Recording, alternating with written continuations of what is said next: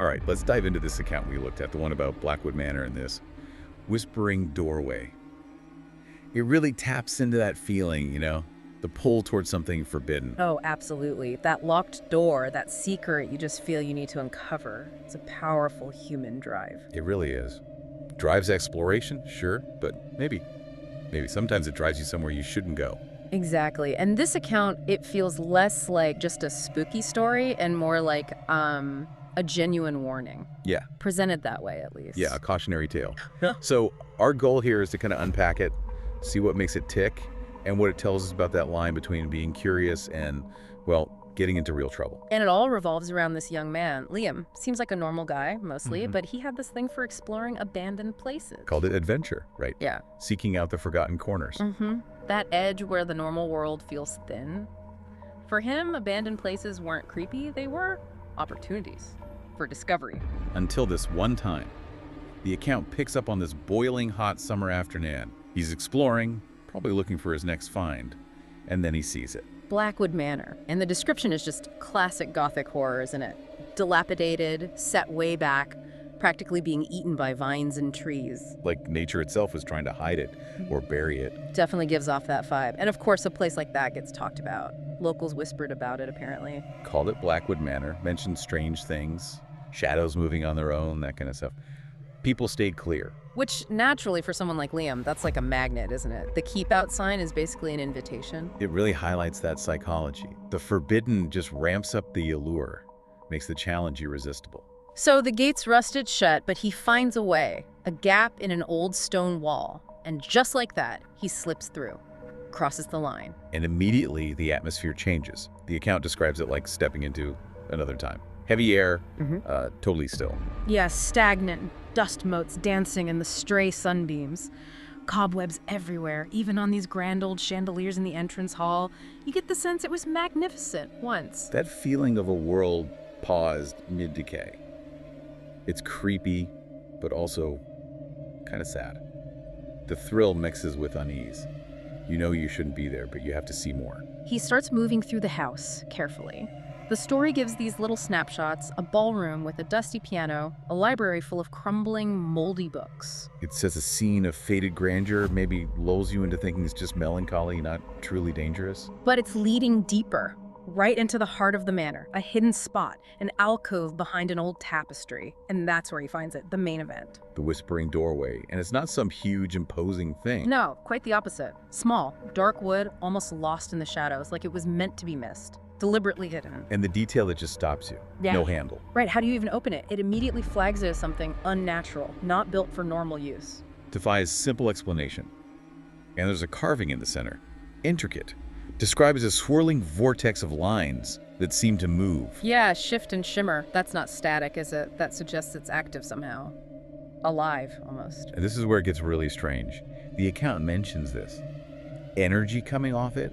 A low hum he could actually feel. Not just hear, but feel in his bones. That's a deep, physical reaction. It suggests this thing's influence is profound. And despite that feeling that deep down this is wrong, feeling it was also incredibly alluring. That's the core conflict, isn't it? Every instinct is screaming, danger, get out.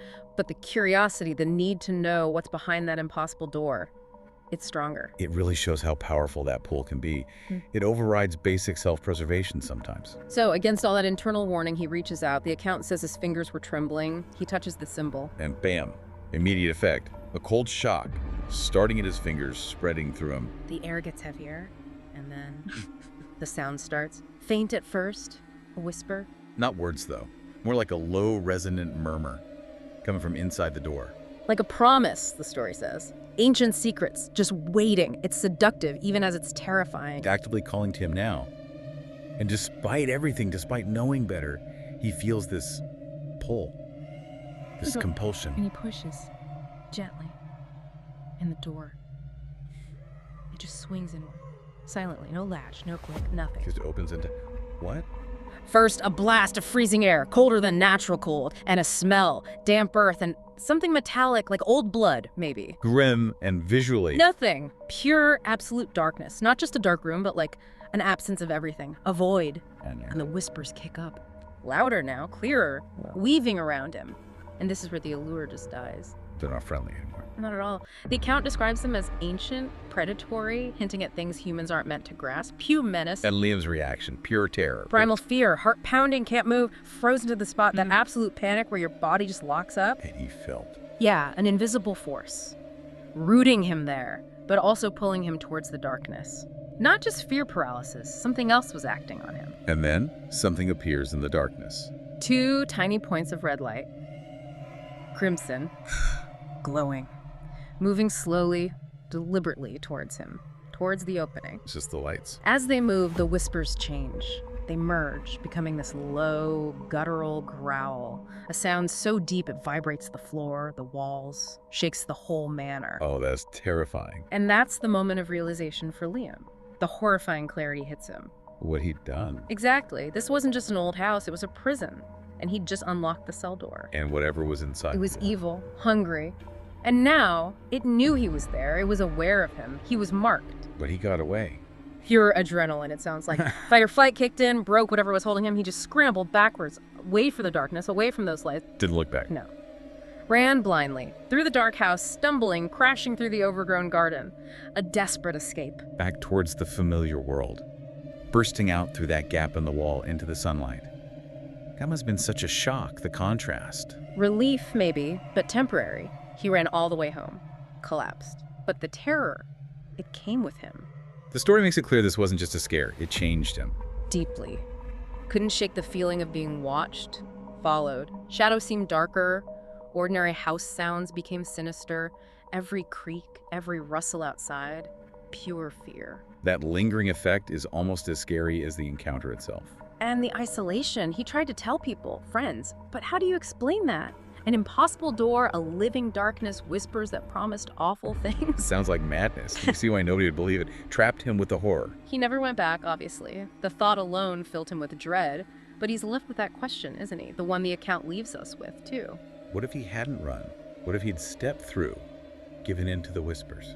And the chilling answer the story implies, he wouldn't have come back. Simple as that. It brings us right back around, doesn't it? To that initial hook, that fascination with the forbidden. Liam's story, this whole account, it serves as that stark warning we mentioned. Remember the whispering doorway? A really potent, scary illustration of the idea that some secrets are kept for a very, very good reason. They're not meant for us, no matter how much our curiosity pulls at us. Because sometimes pushing that boundary, opening that forbidden door, it doesn't lead to discovery. It leads to unleashing something terrible. Something that was locked away, something hungry. And now it knows you exist. It really makes you think, where's that line between curiosity and, well, potentially catastrophic danger?